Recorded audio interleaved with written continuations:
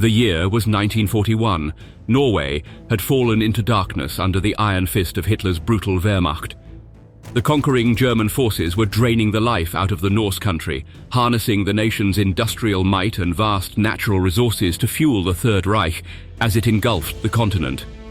Yet, shrouded in uncertainty, the Allies remained largely ignorant of the full breadth of Germany's sinister schemes. That was until, fleeing his home country, Leif Tronstad, a scientist turned resistance fighter, arrived in England after barely escaping the claws of the Gestapo. He brought the Allies shocking and vital news about German operations in occupied Norway.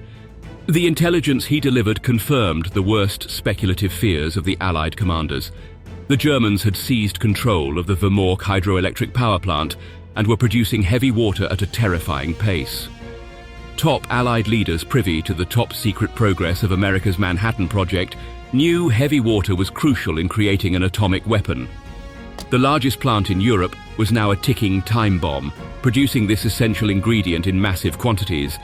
This production, this countdown to an unfathomable horror, had to be halted. No cost was too great, no risk too immense. And so, under the weight of this dire imperative, one of the most daring, high-stakes commando operations of World War II was put into motion. A ticking clock against a rising tide of darkness, the stage was set for a thrilling saga of courage, resolve, and audacious heroism.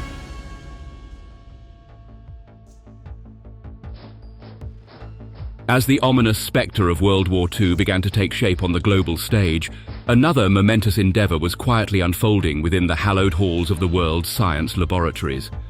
Scholars probed the depths of the atom, unraveling the secrets of nuclear fission theories.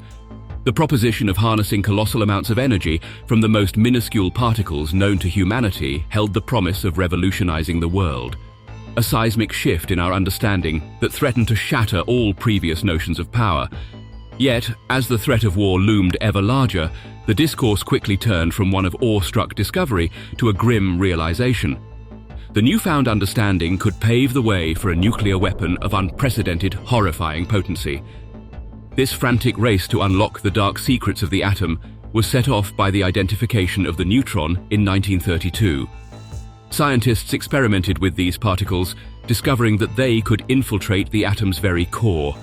Yet, unbeknownst to them, their experiments flirted with the vanishing of mass itself, unleashing a power so colossal it mirrored the immense energy promised by Einstein's legendary equation, E equals mc squared. These discoveries opened the door to the splitting of the atom and a new, godlike atomic energy source with the unexpected discovery of fission in 1938. The immense challenge now was controlling the resulting chain reaction. Specifically, scientists needed to learn how to contain the raw, fiery energy being released until it reached an explosive critical mass. Two potentially vital solutions soon became apparent: heavy water and graphite. Meanwhile, the shadow of the swastika loomed over Europe, and Nazi Germany greatly desired to harness this new power to create their own atomic weapon. Historical records do not provide detailed information on the precise rationale leading to the German nuclear program, but post-war assessments show that Nazis pursued the heavy water approach as a way to achieve fission. The German atomic bomb project, known as the Uranverein or Uran project, began in April 1939, just months after the discovery of nuclear fission and a few months before the onset of World War II. The project expanded into three primary efforts: the Uran machine or atomic reactor, uranium and heavy water production, and uranium isotope separation. The endeavor was challenging yet technically feasible. Plutonium-239, a highly effective weapons material, required an intricate implosion-type mechanism for weaponization. Heavy water emerged as the prime moderator to produce this plutonium variant. Even though the Nazi program was severely hampered by their purge of Jewish physicists, a new hope would soon emerge for the German initiative in the form of a crucial hydroelectric power plant in Norway. A familiar figure to the German scientific community, Norwegian scientist Leif Tronstad had spent years immersed in the academic life of Berlin. But his destiny was to be tied inextricably with the potential of heavy water. Alongside Jomar Brunn, the head of Norsk Hydro Rjukan, Tronstad charted a course for industrial production of heavy water in Norway, propelled by the tantalizing promise of nuclear energy as a revolutionary source of clean, abundant power. By 1934, Norsk Hydro had inaugurated a plant near the power station at Wehrmacht. This was the world's first foray into the industrial mass production of heavy water, and it drew keen interest from both French and German scientists. Yet as the decade wore on and fascism tightened its stranglehold over Europe, the potential dark side of nuclear fission began to cast its menace. Norway, clinging to its neutrality, believed its growing stockpile of heavy water was safe as long as it retained control over access. Nuclear fission was only discovered less than a year past before Germany's relentless march into Poland in September 1939. The Allies had barely a moment to consider a contingency plan for a potential German nuclear program, let alone formulate one. As the Wehrmacht swept Europe, the Allies waged a desperate behind-the-scenes war. Their mission? To cut off the Third Reich from the essential ingredients needed to forge a nuclear weapon. The stakes were impossibly high, and Tronstad would soon be called to action. To Hitler, Norway's neutrality was an irrelevance, and by April, he launched a ruthless invasion into the Nordic country, his eyes set on securing ice-free harbours and accessing iron ore from Swedish mines via Narvik. His attention would soon turn to the Wehrmacht plant's hefty supply of heavy water. Tronstad, an ardent Norwegian patriot, leaped into action. He rallied local rifle associations to form a defence against the impending German onslaught. The German blitzkrieg, however, was unstoppable. Norway was soon under German control, including the all-important Wehrmacht hydroelectric power plant. Despite the formal capitulation, Tronstad threw himself into the resistance effort, utilising his base at the Norwegian Institute of Technology. He worked closely with the Skylark B radio agent group, transmitting vital intelligence about German activities in Norway to London. His resistance work soon placed him squarely in the crosshairs of the Germans. When his group was compromised, Tronstad had no choice but to flee. A timely warning from a friend saved him from the Gestapo, who arrived at his home moments after he went into hiding. Under cover of darkness, Tronstad travelled by car to Ostfold, then on foot to Toxfors via Orje. From there, he boarded a plane to England. Once in England, Tronstad finally met face-to-face with the British authorities. The news he brought was chilling. Germany was scaling up heavy water production at the Wehrmacht hydroelectric power plant for its nuclear program. The Germans were on a relentless path to developing an atomic bomb, and unless they were stopped, they could achieve it before the rest of the world. Thanks to their earlier connections to the Norwegian scientific community, the French military intelligence, the 12e Bureau, soon became aware of Germany's interest in heavy water. They urgently launched an attempt at the first operation to steal Wehrmacht's heavy water before a German invasion could even take place. Led by Captain Müller and Lieutenants Moss and Knoll de Mars, the mission aimed to whisk away the world's supply of heavy water from the Wehrmacht plant in still neutral Norway, hoping to outpace the German scientists in the nuclear race. Norsk Hydro's General Director Axel Aubert, fully aware of the terrifying threat a nuclear-armed Germany posed, decided to lend the heavy water to France for the duration of the war. He also knew that this choice could lead to his execution should Norway fall into German hands. Transporting this precious cargo was fraught with danger. The Abwehr, Germany's military intelligence, was active in Norway and had been alerted to the French activities. Undeterred, the French agents managed to clandestinely transport the heavy water to Oslo, Perth, Scotland, and France. However, by May 1940, France was no longer a sanctuary from the relentless assault of the Wehrmacht. As German tanks began to roll across the Ardennes, French nuclear scientist Frédéric Joliot-Curie took responsibility for the precious material, hiding it in a Banque de France vault and then a prison, desperate to keep the heavy water from falling into German hands. Then, as the grip of the Third Reich tightened around France, Joliot-Curie orchestrated a last-minute transfer to Bordeaux. The heavy water was hurriedly loaded onto the British tramp steamer Broompark, just as Paris succumbed to German control. The vessel sailed from the devastated nation, carrying not just the world's stock of heavy water, but also fugitive scientists and British refugees. On June 21st, the cargo arrived in Falmouth, Cornwall, England. The Allies had barely managed to prevent the world's supply of heavy water from falling into Germany's clutches. But it was a temporary victory. Hitler now controlled Wehrmacht, and it was only a matter of time before he found a way to produce more. The Allied mission was clear yet daunting. The Wehrmacht hydroelectric power plant, the heart of Germany's nuclear aspirations, had to be destroyed. An air raid seemed the obvious choice, but well acquainted with the plant's layout, Tronstad threw cold water on this plan. The chemist revealed that civilian housing was too close, and the heavy water facility, nestled within an armoured basement of the electrolyzing plant, was likely to survive the bombing. The British needed a new plan, one that was intricate and stealthy. In October 1942, Combined Operations Headquarters launched a two-pronged operation to destroy the Wehrmacht plant. First, a team of Norwegians, trained by the Special Operations Executive, or SOE, would be parachuted in as an advance force, a move christened Operation Grouse. Once they had established their positions, they would progress into a new stage called Operation Freshman, where a party of British engineers would be airlifted in by glider to strike the plant. On October 18th, 4 Norwegian commandos, trained by the SOE, descended from the sky into Norway. The vast distance they had to ski from their drop point in the wilderness to the plant meant Operation Grouse would be a slow-burn mission. The team had been tasked to commit blueprints to memory, a shift from previous failed SOE plans. The British were initially apprehensive when the Grouse team was delayed in contacting the SOE. The Norwegians had been dropped at the wrong location and had lost their way several times. But when they finally made contact, their coded message, 3 pink elephants, brought relief and joy to the British commanders. Operation Grouse was a success, paving the way for the next phase. Operation Freshman took flight on November 19th, with a daring plan for a glider-borne landing on the frozen lake Mosvatn near the plant. 2 airspeed Horsa gliders, each towed by a Handley Page Halifax bomber and carrying 15 Royal Engineers of the 9th Field Company, 1st British Airborne Division, launched from RAF Scuttling near Wick, Caithness, Scotland.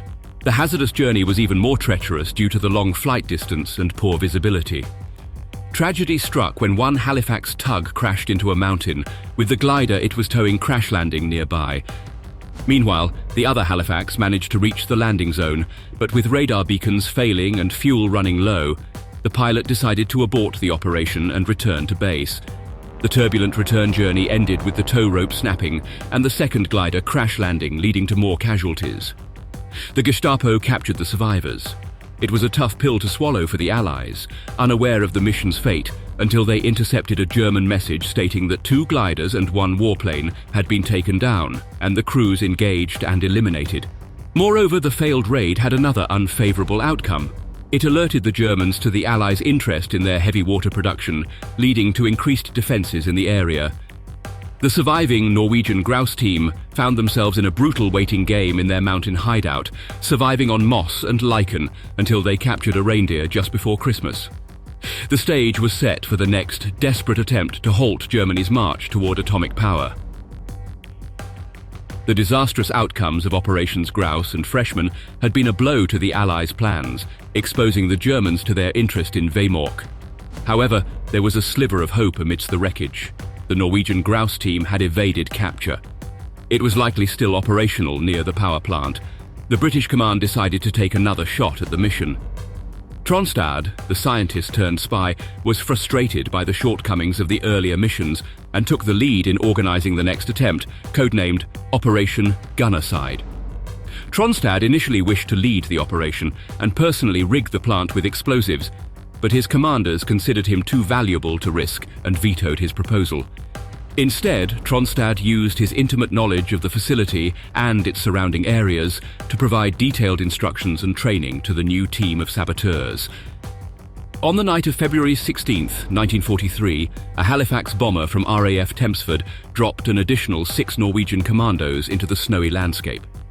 They successfully rendezvoused with the existing Grouse team, now known as the Swallow team. Together, they started making final preparations for their assault, scheduled for the night of February 27th.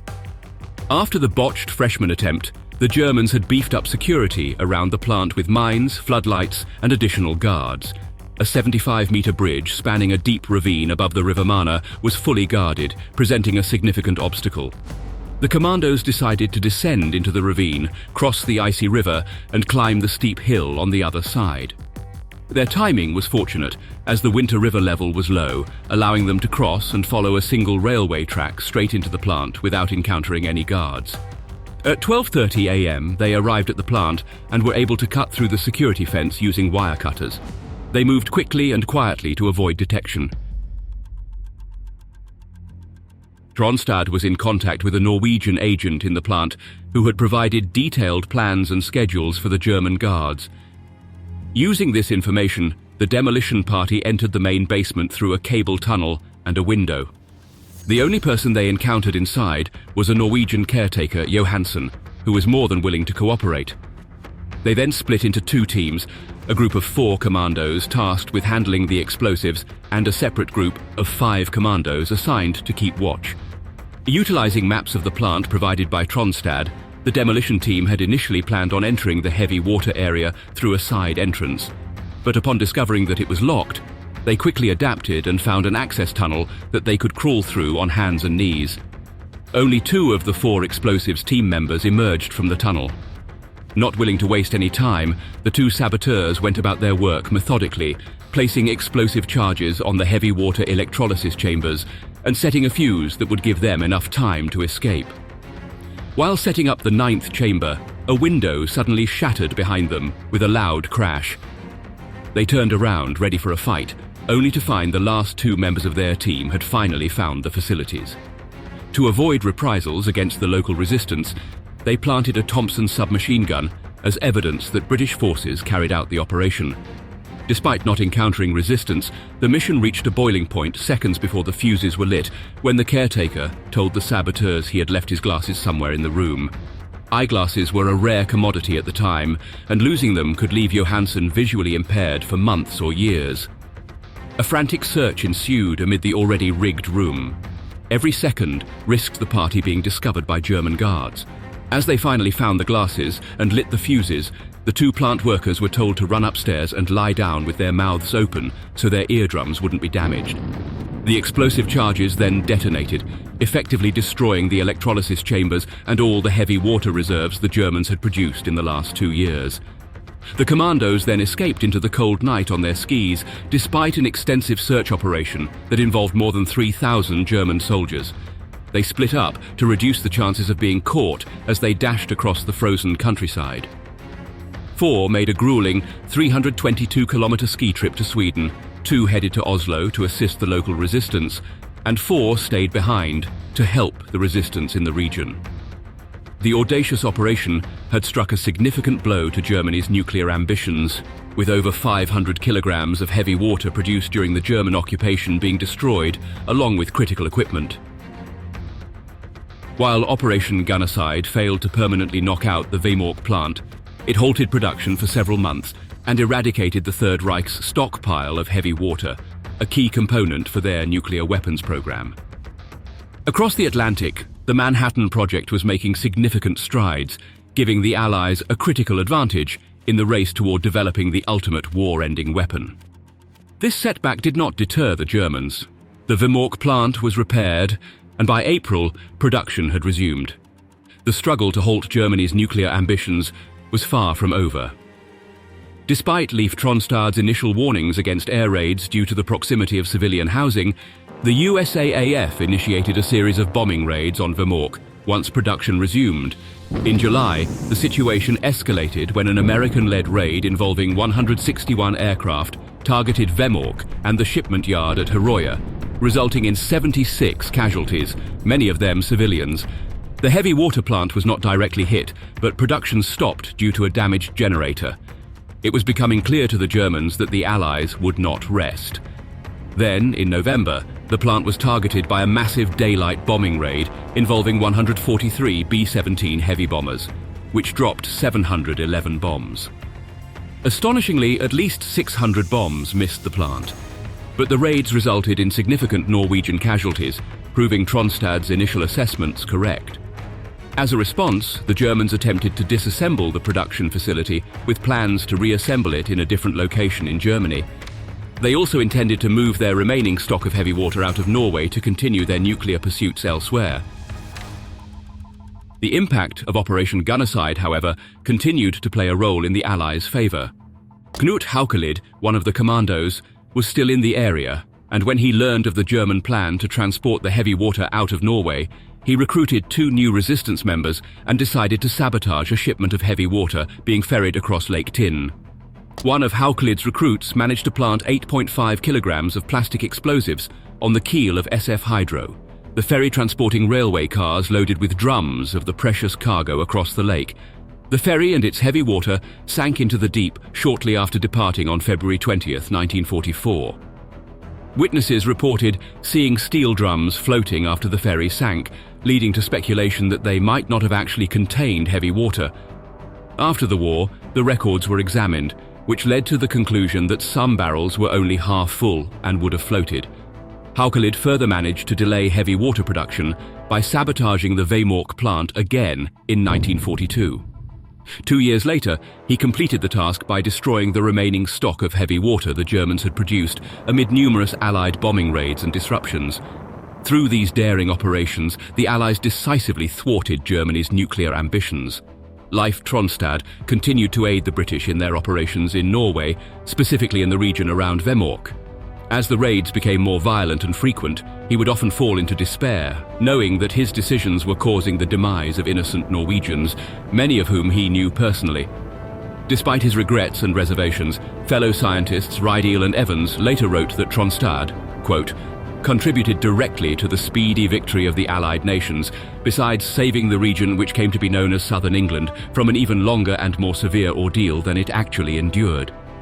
The impact of the sabotage of the Wehrmacht plant and the sinking of the SF Hydro on Germany's nuclear program is still a topic of considerable debate. The capture of the Wehrmacht plant gave the Germans a significant advantage in developing nuclear weapons, as they essentially controlled the only site in Europe capable of producing heavy water in substantial quantities. With Germany starting work on an atomic bomb before the Allies, military analysts argue that if successful, this could have been one of the few scenarios in which Germany might have won the war. Furthermore, some concerning witness accounts suggest Germany might have been much closer to attaining nuclear weapons than previously believed. The US National Archives released a document in the logbook from Hans Zinser, a German test pilot who reported, quote, "In early October 1944, I flew away 12 to 15 kilometers from a nuclear test station near Ludwigslust.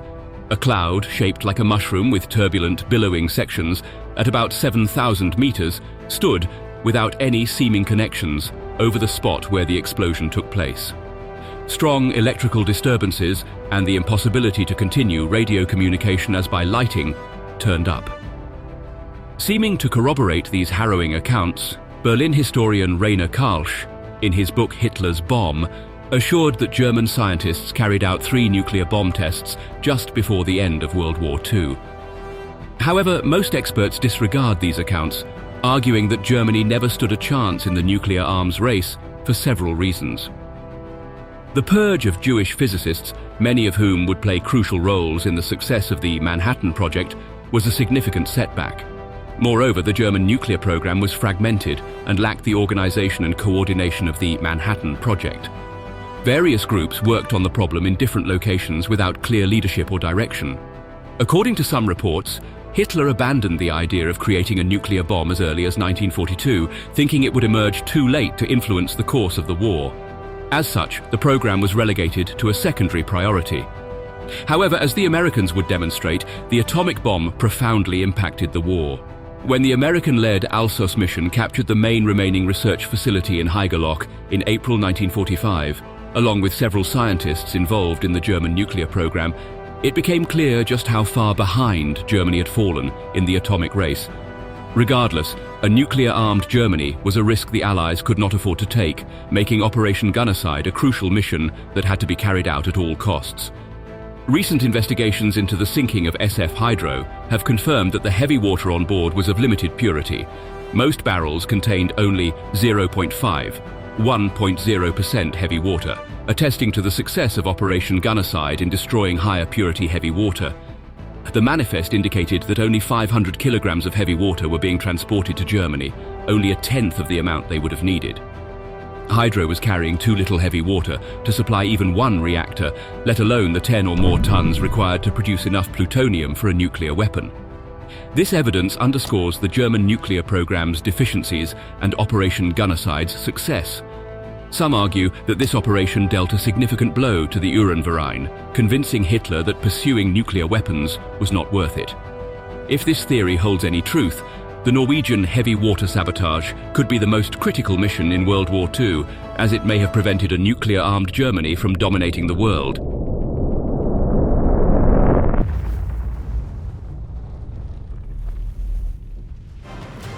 Across the Atlantic, the hunt for the German warship Admiral Graf Spey had stretched the resolve of the Allied forces to its breaking point. This ship had been wreaking havoc on Allied supply routes in the Atlantic unopposed for months, and it needed to be stopped. Finally, on the morning of December 13, 1939, one of the hunting groups glimpsed a plume of smoke on the horizon. HMS Exeter radioed the message all three British ships had been waiting for, quote, "I think it is a pocket battleship." But before they could form a plan of attack, the German warship opened fire as it dashed towards them. It was 3 British cruisers against a single heavy cruiser, but even attempting to destroy the German vessel would push the British sailors to the very limit of their skill. This was not any cruiser. It was a Deutschland-class Panzerschiff, a warship type of its own, devised with one purpose: shredding through enemy cruisers. Graf Spey's formidable 11-inch guns dwarfed the 6- and 8-inch artillery of HMS Exeter, HMS Ajax, and HMS Achilles. It was like bringing a knife to a gunfight, but the British were undeterred.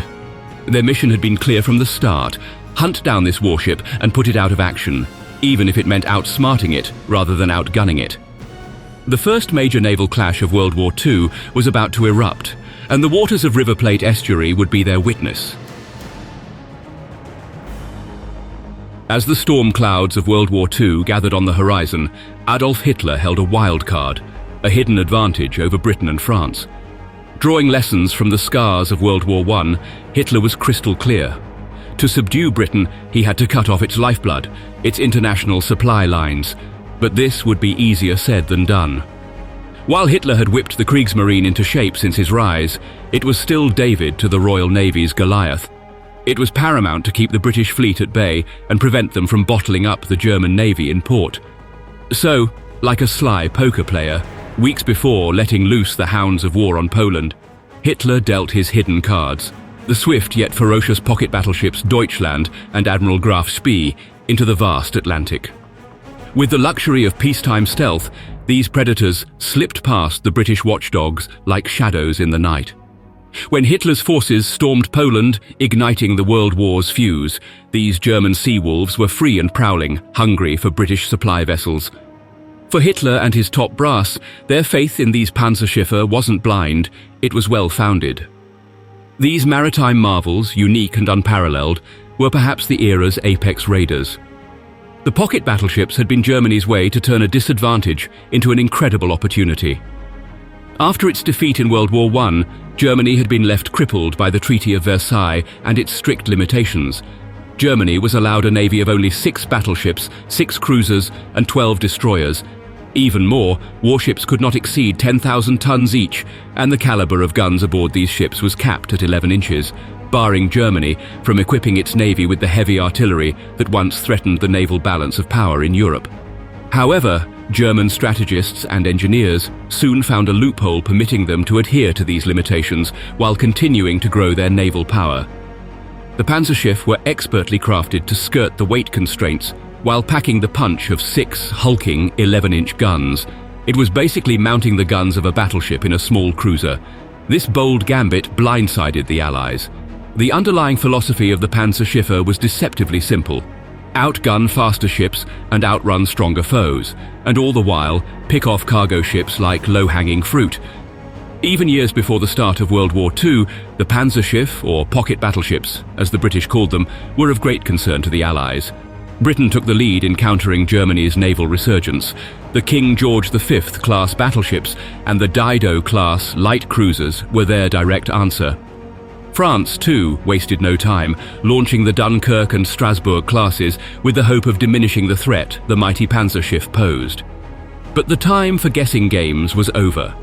Merely 3 weeks after Poland's invasion, the pocket battleships were given the order they had been waiting for to ravage British commerce in the Atlantic. The pocket battleships were split up once they were deep inside the Atlantic. Deutschland was tasked with raiding the North Atlantic, and Admiral Graf Spee would do the same on the South Atlantic. Hitler believed he had a winning hand with these two vessels stalking the ocean. In the best-case scenario, they would sink thousands of tons of Allied supplies, delivering a devastating blow to the Allied war efforts. In the worst-case scenario, they would lead the Allies in a massive hunt across the Atlantic, diverting assets from the conflict in Europe. Either way, it was a great advantage for the Third Reich. Admiral Graf Spee was under the command of Captain Hans Langsdorff, a shrewd and pragmatic commander and a decorated veteran of the Battle of Jutland in World War I. The experienced captain was in charge of a crew of over 1,000 German sailors, now set loose to sink as many British vessels as possible. Still, Langsdorff adhered to his understanding of military tradition and honor, and he would not harm any crew or passengers of non-military vessels. His rampage campaign kicked off on September 30th, 1939, when Graf Spee intercepted the British ship SS Clement, 50 miles southeast of Pernambuco. Despite orders from Graf Spee to keep the radio silent, the wireless operator on Clement managed to send out a distress signal before the crew and passengers were taken off as prisoners. Clement was then sunk by gunfire, but not before ensuring the crew had a course set towards the South American port of Maceió, which they would reach safely on October 1st. A few days later, on October 5th, Graf Spee set its sights on SS Newton Beach while it was on a voyage from Table Bay to London. Despite managing to send an SOS distress signal, Newton Beach met the same fate as Clement. On October 7th, SS Ashley was captured between Cape Town and Freetown, and after a small part of its cargo of sugar was offloaded, it too was sunk. The campaign continued with the capture of SS Huntsman on October 10th. The raid happened very similarly to the previous attacks, but this time SS Huntsman offered the German sailors a unique opportunity. Operating deep inside the Atlantic, thousands of miles away from friendly ports, meant German ships faced the risk of running out of supplies. Thankfully for Langsdorff, Huntsman was carrying plenty of material, and after that was seized, instead of sinking it, immediately the ship was used as a supply ship by Graf Spee for almost 2 months, bringing fresh supplies from nearby ports, finally sunk on December 5th in the Indian Ocean. On the afternoon of October 22nd, the MV Trevanion was captured and sunk, midway between St. Helena and the west coast of Africa. The ship Africa Shell was the next to be sighted by the Graf Spee on November 15th near Delagoa Bay. The crew was allowed to evacuate on boats before the vessel was sunk 160 miles northeast of Lourenço Marque. As December dawned, the campaign's intensity didn't waver. On December 2nd, Doric Star was intercepted about 500 miles west of Damaraland, southwest Africa. Despite warnings from Graf Spee, the wireless operator sent a raider distress call before the ship was sunk by bombs and a torpedo. The message the vessel managed to send out would be crucial to the unfolding events. British Commodore Harwood received the alarming message. He then moved his cruisers to the River Plate area, anticipating that might be Langsdorff's next target. On December 3rd, Tyroa was intercepted while on a voyage from Brisbane to London. Initially, Captain Langsdorff aimed to capture Tyroa as a tender. Still, after Graf Spee's gunfire damaged her rudder, the decision was made to sink the vessel after the crew's evacuation. The final chapter of this naval campaign unfolded on December 7th with the interception of Strionschel, about 1,000 miles east of São Francisco, Brazil. After evacuating the crew, Graf Spee sunk the vessel. Intriguingly, classified documents found on Strionschel gave Captain Langsdorff an enticing idea, as they contained shipping route information around River Plate and suggested the passage of a large convoy near Montevideo. Armed with this knowledge, he steered his ship to Montevideo to target the promising routes, inadvertently running head-on toward Harwood's trap. As Graf Spee carved a path of destruction across the Atlantic, the spectre of its rampage loomed large over the Allied forces, instilling a growing trepidation with each passing day. In a grand-scale response, an armada comprising 8 naval task forces was dispatched to scour the vast expanses of the Atlantic and Indian Oceans for the menacing Graf Spee and Deutschland. This effort marshalled 3 aircraft carriers, 3 battleships, and a fleet of 15 cruisers. Moreover, the Royal Navy dedicated additional muscle, designating 3 robust battleships and 5 more cruisers to shepherd convoys across the tempestuous waters of the North Atlantic, shielding them from the predatory German raiders. This colossal mobilization of naval might, siphoned from already thinly stretched fleets, underscored the monumental task at hand, all to hunt down a duo of elusive German vessels. This scenario played right into the hands of the Germans, epitomizing the dilution of Allied naval strength they had envisaged. By November's end, Graf Spey had ventured as far east as Madagascar, leaving 6 sunken merchant vessels in its wake, while artfully dodging the pursuing British and French forces who were left clutching at straws regarding its whereabouts. The elusive Langsdorff might have continued to give the Allies the slip, had it not been for a crucial piece of intelligence harvested from the Strionschal, which inadvertently steered him toward the River Plate. This was precisely the locale where Harwood's task group had surmised Graf Spey would cast its shadow next. Harwood's contingent, albeit modest, boasted the heavy cruiser Exeter with its 8-inch guns, flanked by the light cruisers Ajax and Achilles, each brandishing 6-inch guns. Together, they prepared to confront the menacing German raider.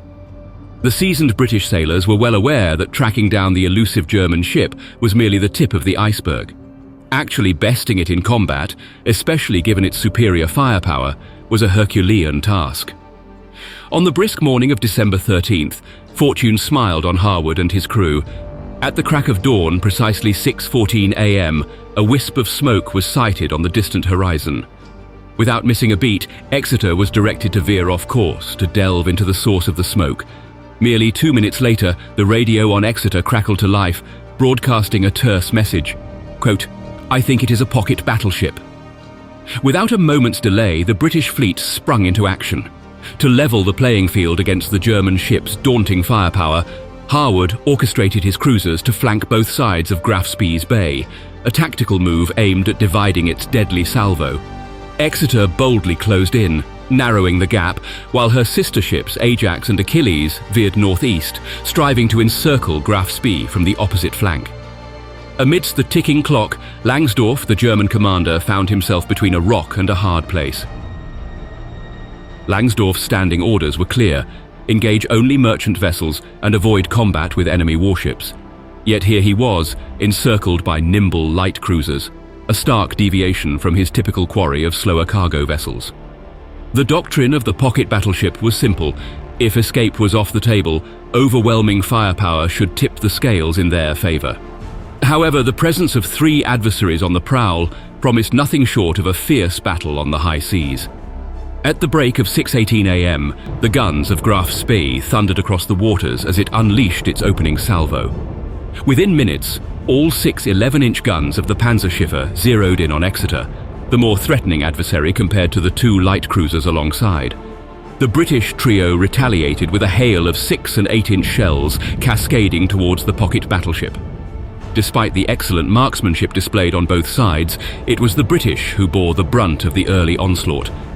By 6:24 a.m., Exeter endured a crippling blow as a direct hit obliterated one of her 4 turrets, showering the bridge with lethal shrapnel. The blast swept over the bridge, sparing only Exeter's captain and 2 other officers, leaving the ship without leadership for several moments. The detonation severed the ship's communication lines, forcing Captain Frederick Bell to use creative means, such as word of mouth, in order to communicate. Unyielding, the wounded British cruiser pressed on, inching closer to Graf Spey to unleash its torpedoes from the starboard side. The incoming torpedoes and the relentless British bombardment forced Captain Langsdorff into evasive maneuvers. Veiling Graf Spey in a shroud of smoke, Langsdorff veered northwest, sailing parallel to Ajax and Achilles. Undeterred, Exeter pivoted to press the attack, feverishly aiming to align her torpedo tubes with the German adversary. Yet the pocket battleship responded with a torrent of fire from its 6 guns, steadily raining down on the advancing Exeter. Suddenly, the shells hit home, dealing 2 more crippling blows that disabled additional turrets, shattered the ship's compasses, and ignited a ferocious blaze amidships. With Exeter grievously maimed and reduced to a solitary operational turret, Langsdorff shifted his focus, directing a section of his fire towards the British light cruisers on his starboard side, compelling them to recoil. Employing smokescreen tactics, Langsdorff obscured the aim of Ajax and Achilles, causing many of their volleys to fall short of his ship. The scene was harrowing for the British sailors.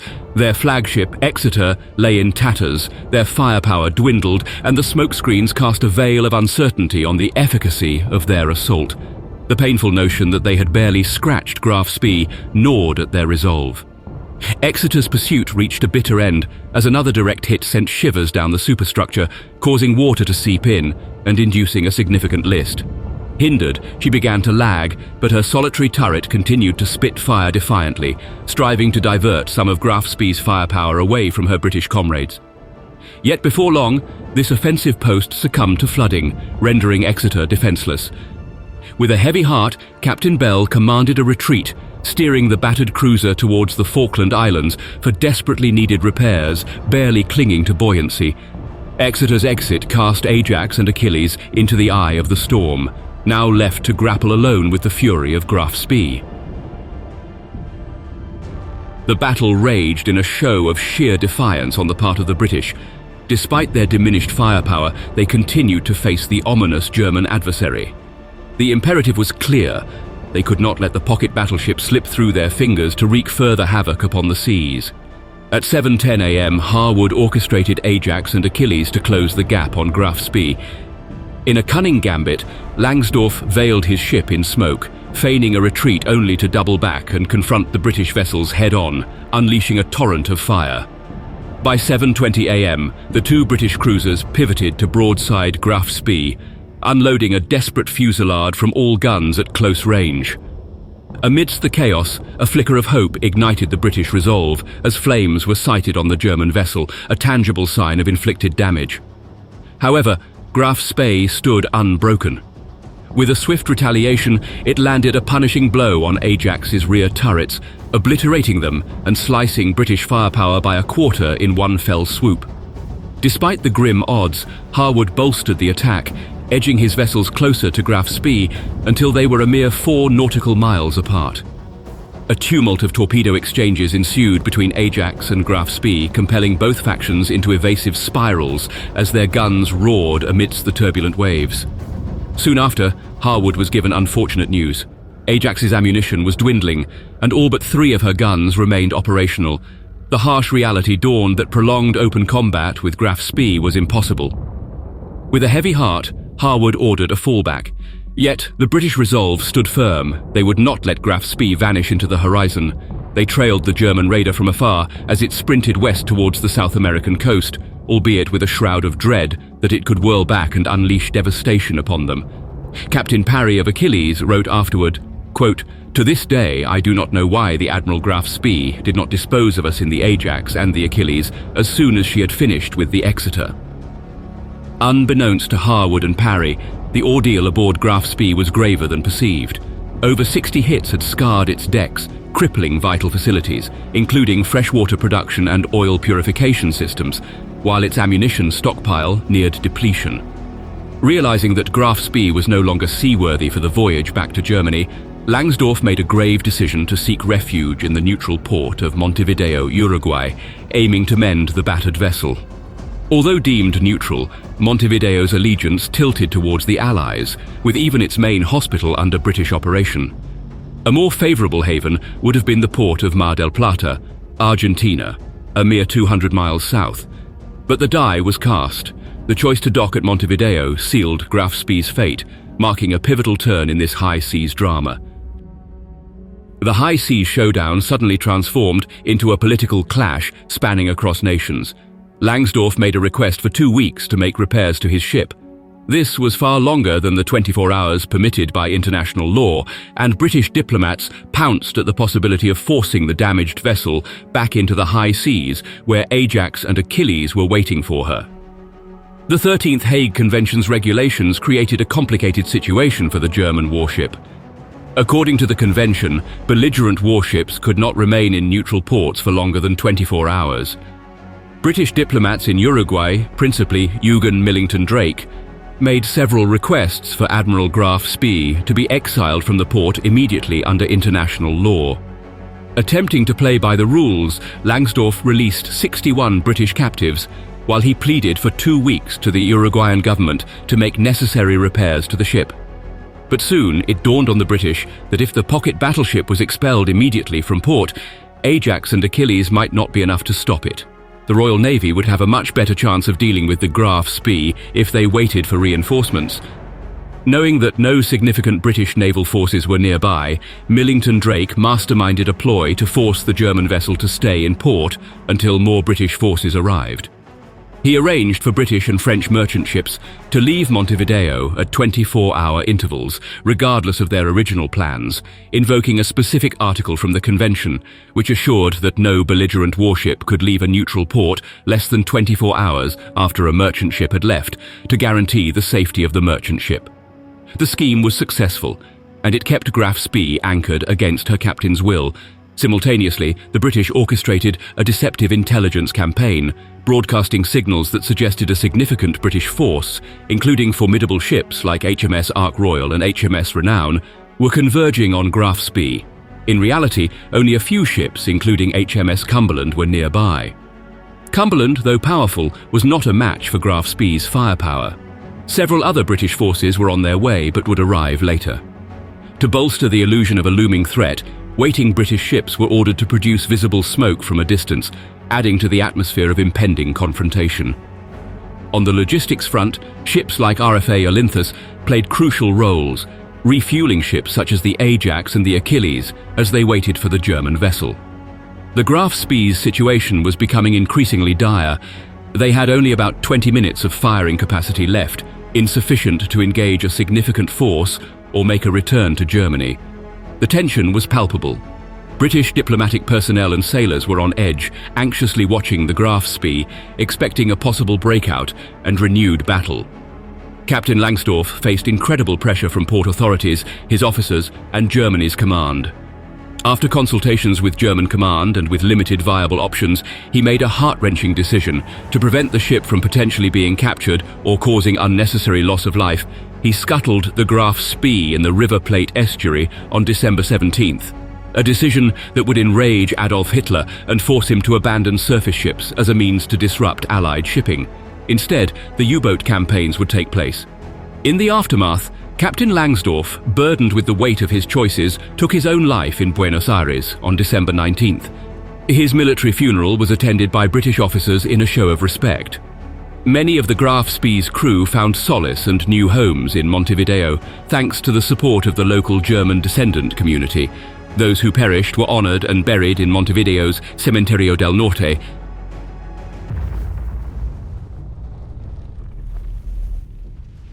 The maneuver was brutal and unforeseen. While the Allies were scratching their heads, strategizing how to penetrate Norway as a gateway to the battle-scarred Finland, Adolf Hitler blindsided them, unleashing a blitzkrieg invasion on Norway. On April 9, 1940, this neutral Nordic country, already stretched thin with scant resources and manpower, was now in the crosshairs of the unstoppable Wehrmacht. Yet even in their darkest hour, as a menacing fleet from the Kriegsmarine thundered towards their ports, the Norwegian defenders refused to hand over their motherland to Hitler's clutches. They had a trump card hidden up their sleeves. The German fleet, spearheaded by the newly minted cruiser Blucher, advanced towards Drobak to kickstart the invasion, unaware that deep within the nearby Oscarsborg fortress, a weapon from a bygone era waited to be unleashed.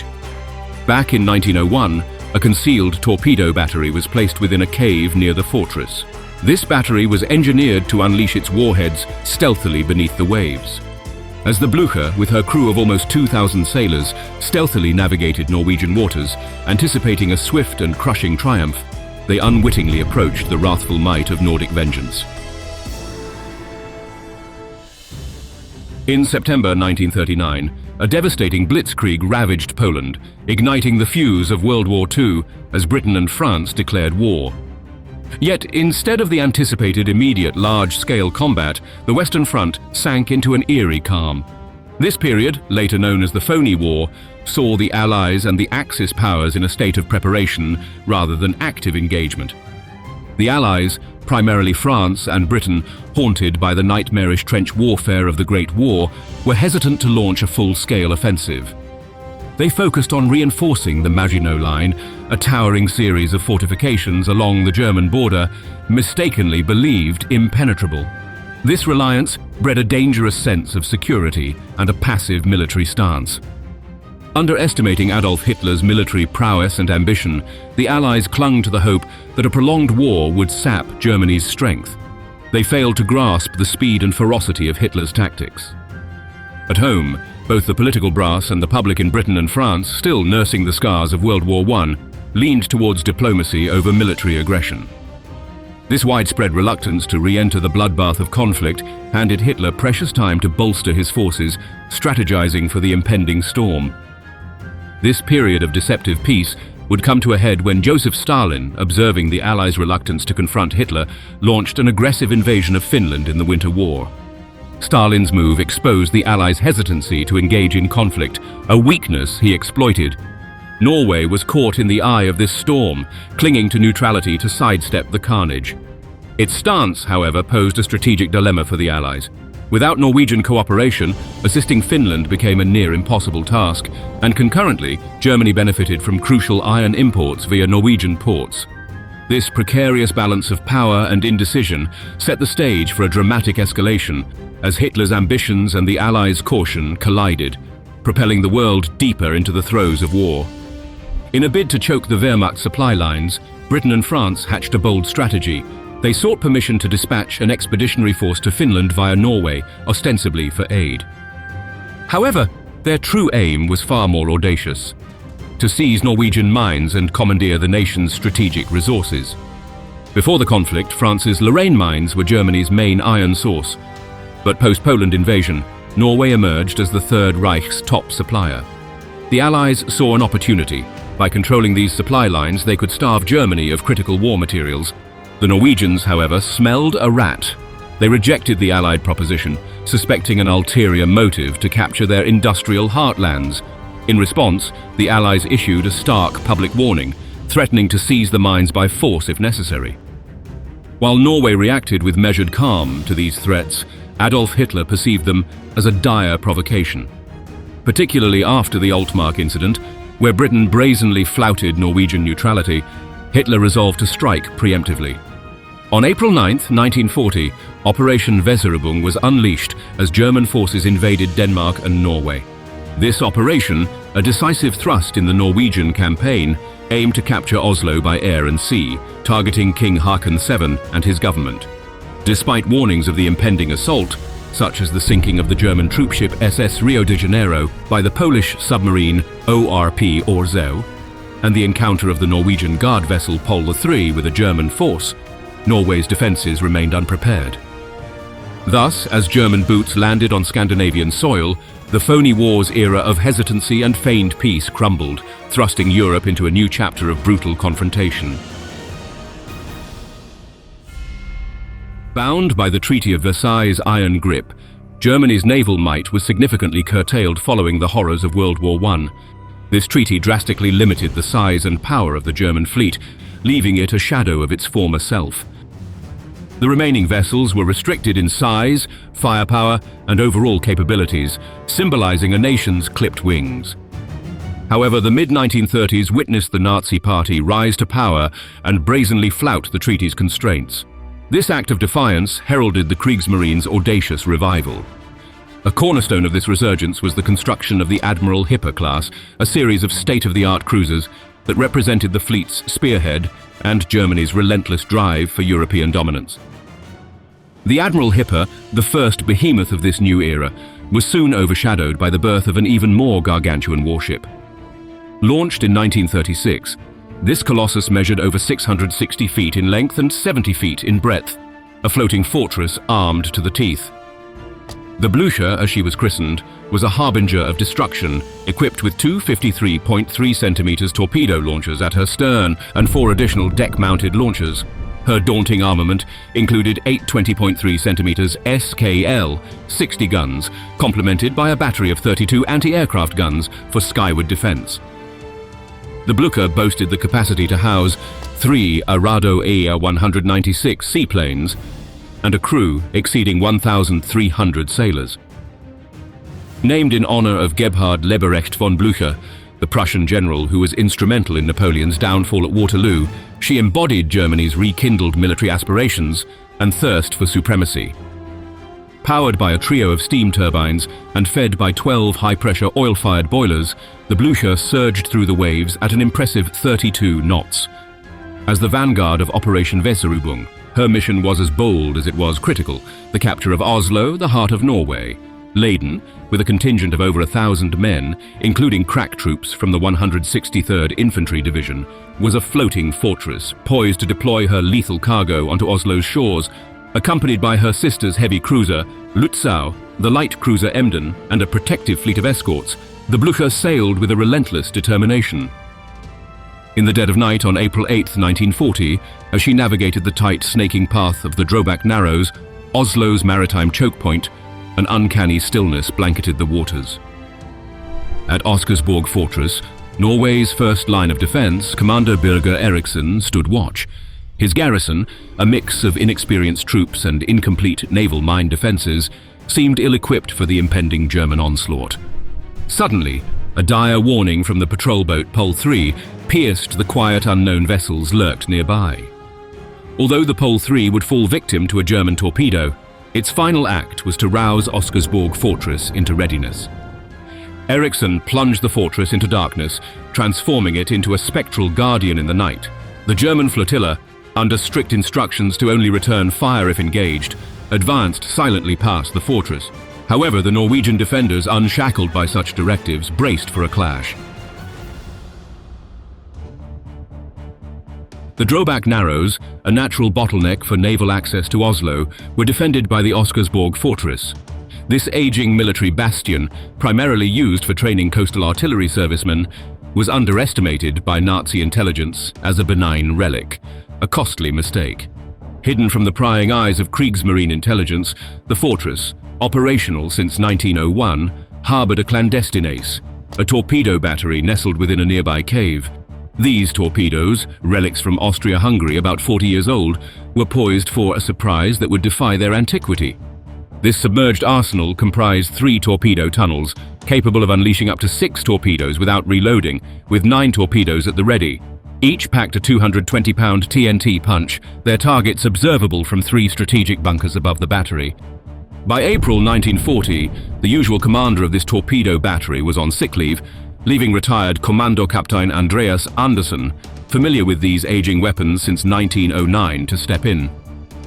Oberst Birger Eriksen, tasked with vigilance against enemy ships, was taken aback to spot an unidentifiable foreign fleet breaching the southern defenses. Despite Europe's simmering tensions, 64-year-old Eriksen lacked explicit orders for such a scenario. Norway's neutrality was tenuous, teetering towards the Allies. As the enigmatic flotilla advanced, a Norwegian patrol boat's warning of additional nearby ships was abruptly cut short by a torpedo strike.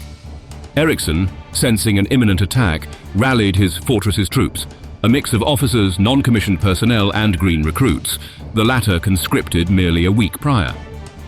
With all navigational beacons extinguished, Oscarsborg Fortress melded into the night, an invisible sentinel. Kommandorkaptein Andersen was swiftly ferried across the fjord to the torpedo battery. As the imposing fleet loomed just outside the fortress, Eriksen, grasping the gravity of the situation, discarded caution and commanded an offensive on the flagship. Faced with his subordinates' hesitation, citing Norway's fragile neutrality, Eriksen declared, quote, "Either I will be decorated or I will be court-martialed. Fire!" A moment of resolve that would resonate through history.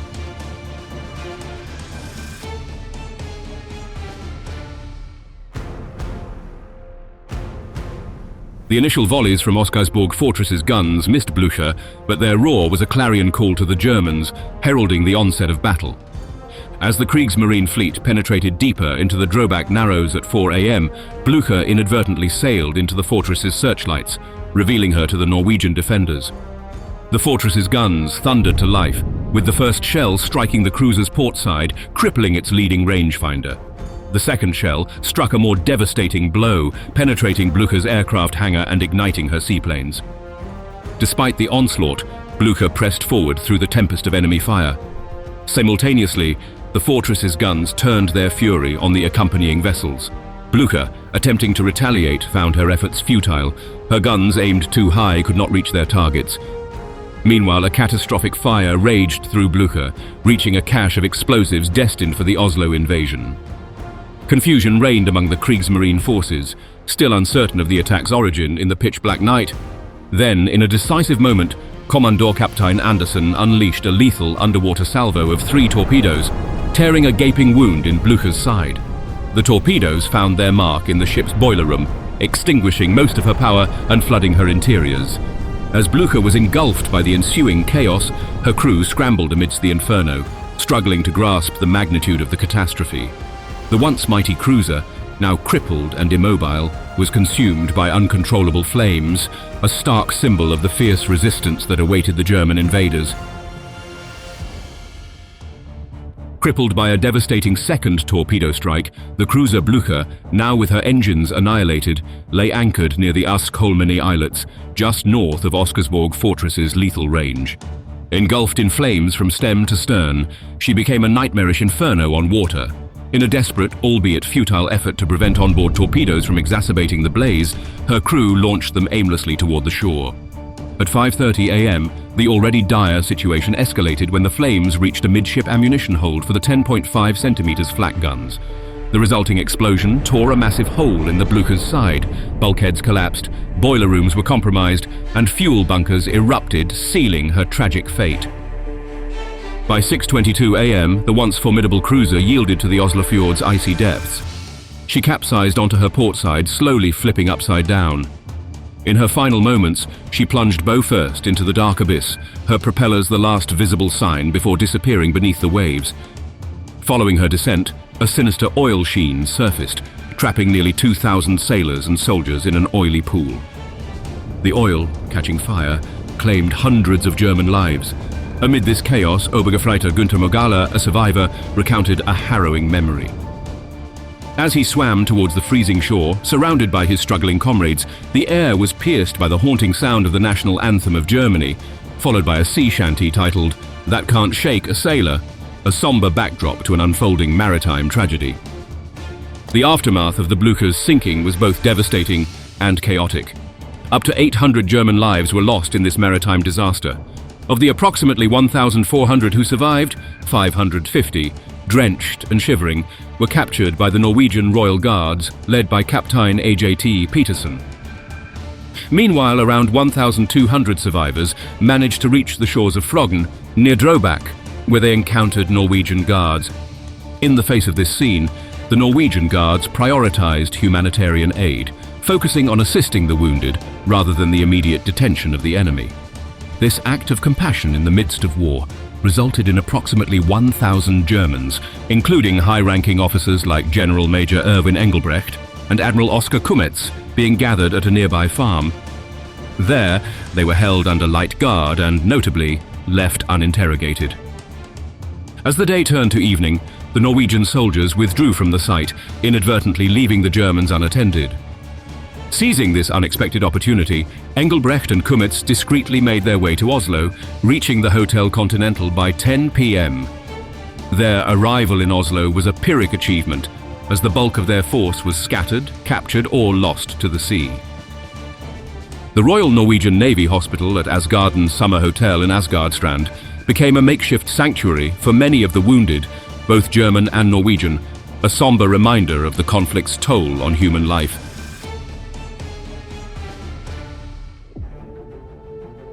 The sinking of the Blucher significantly disrupted the German strategy for a swift and overwhelming surprise attack on Norway. The Kriegsmarine, stunned by the unforeseen resistance at Oscarsborg Fortress, grappled with uncertainty about the source of the damage, unsure if it was solely from the fortress or from hidden mines. This confusion led them to postpone the remainder of their naval invasion, inadvertently allowing crucial time for the evacuation of Norway's royal family, cabinet and parliament members. Germany's initial invasion plan hinged on rapidly seizing key Norwegian cities by sea and capturing King Haakon VII and the Norwegian cabinet. The Nazi leadership believed that detaining these figures would lead to a quick capitulation of Norwegian forces. However, Oberst Birger Eriksen and his men at Oscarsborg Fortress dramatically derailed this scheme, affording precious time for the Norwegian military to mobilize and the royal family to evade capture. During their escape, the royal court witnessed the Battle of Midskogen and endured the bombardments of Elverum and Nybergsund. The defenders at Midskogen comprised of a blend of professional soldiers and volunteers, including 30 Royal Guardsmen from the 1st Guard Company and recruits from the Turningman military camp were now better positioned to mount a defense, thanks largely to the delay caused by Blucher's sinking. Armed primarily with Krag-Jorgensen bolt-action rifles and 2 Colt M29 machine guns, these Norwegian defenders faced a German force of about 120 paratroopers. Under Hauptmann Eberhard Spiller, these invaders boasted superior training and firepower, including modern submachine guns and grenades, yet the resistance they encountered was bolstered by the critical time afforded by Blucher's unexpected demise. The Norwegian defensive strategy at Midskogen entailed establishing roadblocks at Midskogen and Sagstuen to halt the German convoy's advance. The plan was to force the German troops to proceed on foot through deep snow, then retreat to a fortified position at Sagstuen for a final stand. The blockade at Midskogen was hastily constructed using civilian vehicles, stretching over 100 meters due to the heavy traffic in the area. However, when the German forces arrived at this blockade around 2 a.m., they unexpectedly found themselves further west than the Norwegians had anticipated. This miscalculation disrupted the Norwegian defense plan, and they soon came under intense fire from the well-armed German troops. The situation intensified dramatically when a nearby barn set ablaze by German illumination rounds lit up the night, revealing the Norwegian positions. Until then, the Norwegians had relied on the cover of darkness for concealment. Compounding their predicament, they discovered their machine guns were inoperable, having frozen in the cold.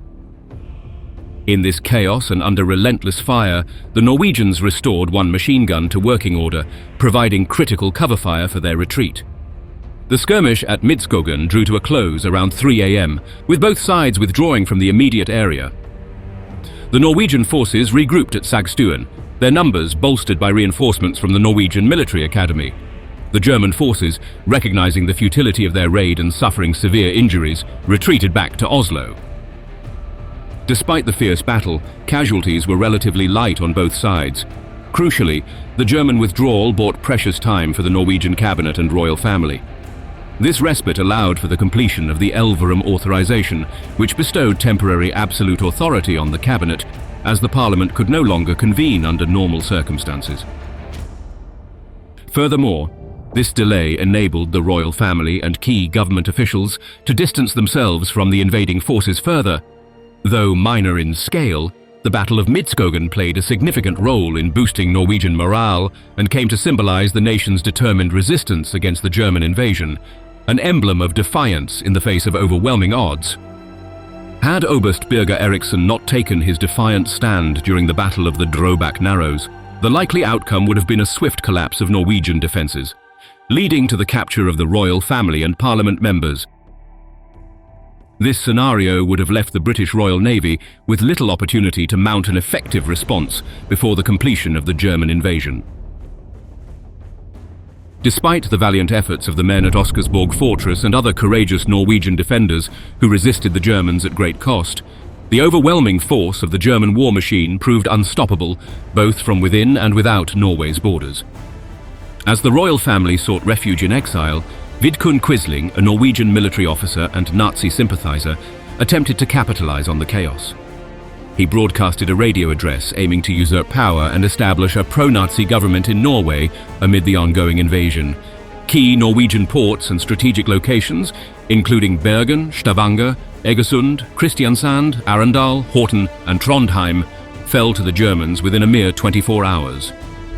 The Norwegian armoured coastal defence ships, Norge and Eidsvold, stationed at the port of Narvik in a bid to defend it, were quickly outmatched and sunk by the superior German naval forces. The speed and intensity of the German invasion rapidly overwhelmed Norway's defensive efforts. The Norwegian Air Force, significantly outgunned, deployed merely 5 fighter planes in a desperate attempt to counter the onslaught of more than 80 German warplanes. This rapid sequence of events underscored the sheer scale and efficiency of the German military operation, highlighting the daunting challenge Norway and its allies faced in the early days of World War II. The German military, showcasing their tactical prowess, executed the first successful paratrooper assault in history.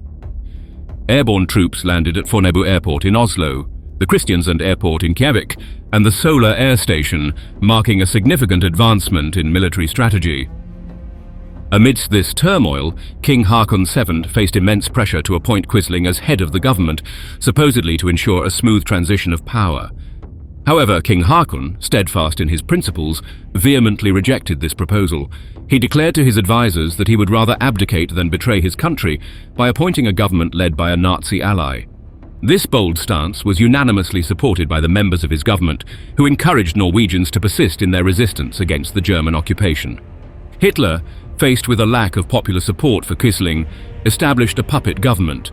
Quisling served as prime minister, jointly overseeing the state administration with German civilian administrator Josef Terboven.